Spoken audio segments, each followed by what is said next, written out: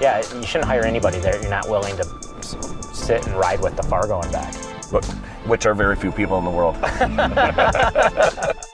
Business is moving faster than ever. In tech, it's moving even faster. In order to stay ahead, we need to be constantly learning. This is Driving Change, where we go for a ride with tech leaders to gain insights on their beliefs, habits, routines, and influences. Today, we take a ride with Tom Goodmanson, CEO of Calabrio.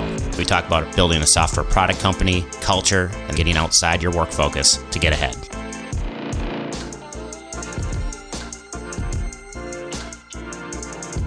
What is Calabrio? Calabrio is a customer engagement software company. Okay. That's the simple. We play in a marketplace that's called workforce optimization. Okay. It's been around for about 20 years. The industry itself, we've been around about 10. What it basically is inside of contact centers, there's a suite of software that helps companies run better. Yep. We have all the way from basic call recording up to advanced quality management, where you're taking those calls and evaluating your employees, seeing what the customers are doing. But the latest, greatest, the engagement part is we've built a really nice analytics suite where you're actually doing something with those calls. People are finally starting to figure out that they own the voice of the customer. Yep. And so we're able to take that voice of the customer and turn it into logical data. So how did Calabrio start? You know, it started actually 25-ish years ago with a company here in town called Spanlink. Okay. Spanlink Communications was a Cisco advanced technology partner that over the years, call it 1999, built a agent desktop for Cisco. Okay. That they OEM'd. So fast forward that 6 or 7 years and they had built a recording engine because Cisco wanted that in their basic platform. And then once that got off and running and the world of WFO started, workforce management, the scheduling of agents became important, and they went and bought a company called Calabrio up in Montreal. Got it. And so about 2007, early 2007, the board decided software and services don't mix. If you're a services company and all your services people are building software, you go bankrupt. If all the people that should be building software are building out billing, the software never gets built. And so they rightfully pulled it out and invested at that time. That was late 2007, and that's when I joined and started the journey of what you see today. So the company really, Calabrio, the software piece of it, when would you say that really started and really looked for growth? So once we spun off, there was actually a nice revenue stream from that original agent desktop that I was talking about. Yep. It was actually to the tune of $13-14 million. And in middle of 2009, Cisco came to us and said, we're spending too much on agent desktop, we're going to write you out of the product. And the WFO side was about $2 million. Okay. And so we really quickly went to the drawing board and said, okay, what do we do? Our WFO suite is not very mature. The agent desktop is nice, but it's going away. Yep. And so, step one was working with Cisco to gracefully exit that contract and actually monetize it. Step two was saying, what do we need to do different in the product? And we actually went on a hell of a run from like 2009 to 12, just building product. When did you guys first set out to raise some capital? You know, it was the only capital we took in was on the split. Okay. So it was $8-9 million that was used to split. Yep. But because of that Cisco revenue and really running lean to the point of not burning, we through our history never dipped below about $10 million of cash. Okay. And so that allowed us to kind of make, even though most years we would just break even, it did allow us to comfortably spend all the cash that we would have, and growth ensued. What companies joined you guys from the venture side? Split Rock and Bluestream at that point. So, and they were the same funders of Split Rock of Spanlink. Okay. And they were great partners. Yeah. You know, we worked with Michael Gorman over at the Split Rock side and Tom Erickson on the Bluestream side. Besides the capital, what did Michael bring to the table from Split Rock? Michael and Tom both, right, have been around forever. So on the Michael side, just knows a ton of people and has been a part of software companies for 30 years now. And so his knowledge of the space and just general building software companies from nascent to growth. He's part of SPS Commerce. He's part of Compellent. He's had some nice technology in town and other places. And then Erickson, there's not many people that study as much as him. He was originally an analyst that did telecom, so he was an early Cisco analyst, early ADC guy. Okay. So he brought that knowledge to bear. He brought that knowledge to bear, and he also brought, there's few are better at math than him. And so the combination of understanding the financial set and really a good partner. So they were both great partners for different reasons. So you guys are named Gartner's Magic Quadrant. Yep. What is that? So Magic Quadrant is any IT geek kind of knows that Gartner is kind of the gold standard when it comes to evaluating technologies. And so what they do a simple quadrant. On one side it's ability to execute, and on the other side is vision. Okay. And so in the 4 quadrants, in the bottom left is a lower ability to execute and vision that's not fully formed. You're going to be a niche player. You're going to have maybe missing functions, maybe missing features, maybe just being small. Yep. Then you move to the right, it's visionary. You might not be of scale yet, but the things you talk about and are delivering to the marketplace are, and you're delivering them, are second to none. Okay. And then you step up on the left side where maybe your vision isn't fully formed, but you're huge, you're cash cowing that part of your business maybe. Yep. You're going to be called that quadrant is, see, we were never in it. We moved we moved from niche to visionary to leader. Okay. So the leader is the upper right, and the other one will come to me. But in the upper right is the leader, where your ability to execute is matching your vision, and so both come together, and you're considered one of the better in the industry. Calabrio's been best places to work, I believe, 3 times. Yep. Straight. Is it Pioneer Press? Star Trip. Yeah. That's pretty significant. Absolutely. You don't see that often.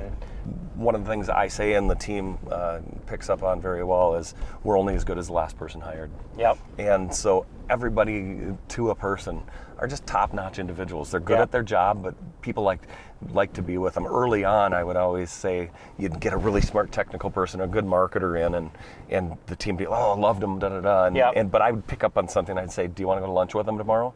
No. It's like, I guarantee tomorrow there'll be somebody in the door that is great technically and you want to go do lunch with.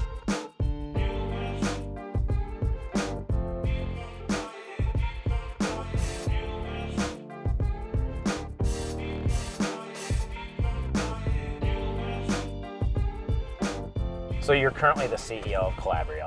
A lot of people aspire to be a CEO, and specifically aspire to be a CEO of a software company. Right. What do you think you did correct early on in your career to kind of help propel you to where you're at today? The tangible thing I can point to is I always had my ears open. Okay.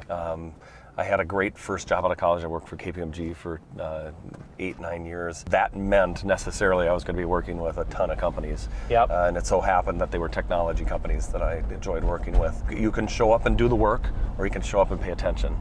And I think back, I got transferred out to San Francisco at one point, and at that time, a little company that was, $4 million in revenue was going public, struggling through.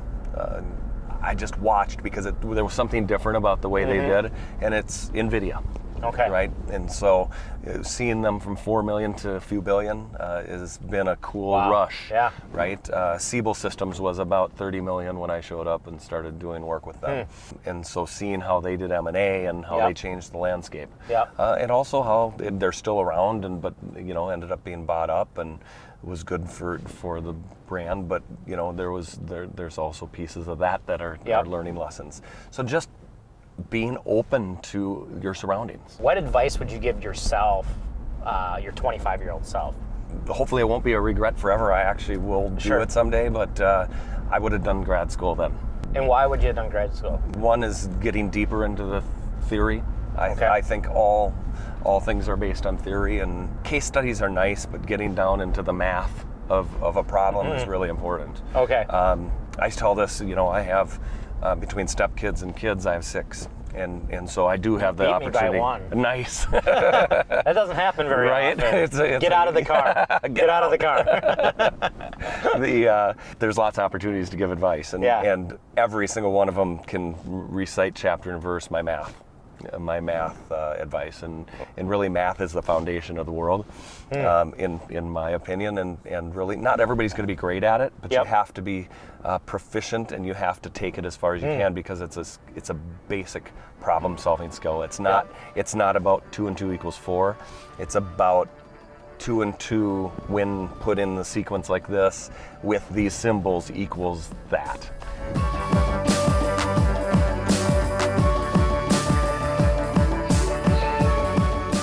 Being a CEO of a software company is not easy. Why do you do it?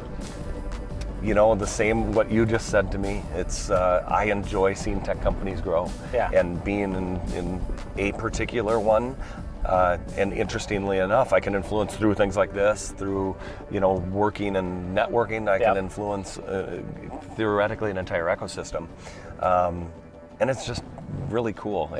So it's kind of dual-edged for me. One is the tech and doing cool things to help customers and help the customers' customers. Really neat. I've only worked in B2B software because I think I'm passionate about what that can do. B2C software is cool, but I'm not hip. So I would be out of place really quickly in a B2C environment. It's so neat to watch things and people grow, but then the second piece is I'm passionate about the Twin Cities, and so being able to grow inside the city that I grew up in, and have another great employer is really something that gives me a great deal of pride.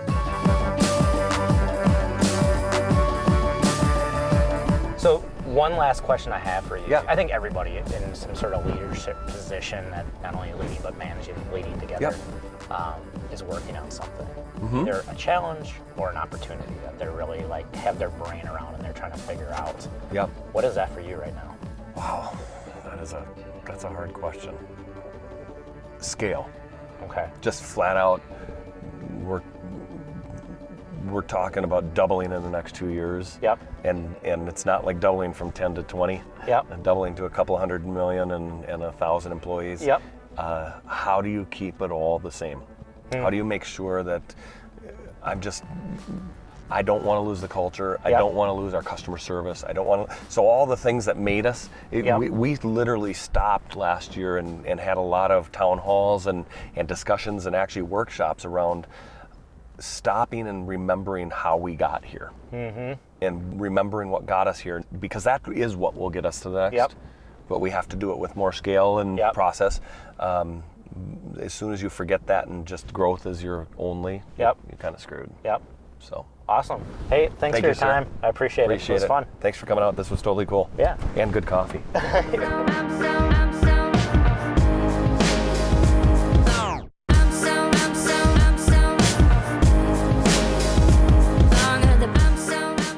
Hey, this is Jeff Martin again. If you go to leadbychange.com, you can see this show and other shows. If you subscribe, you can get early access to new shows and also exclusive content. Thanks for watching.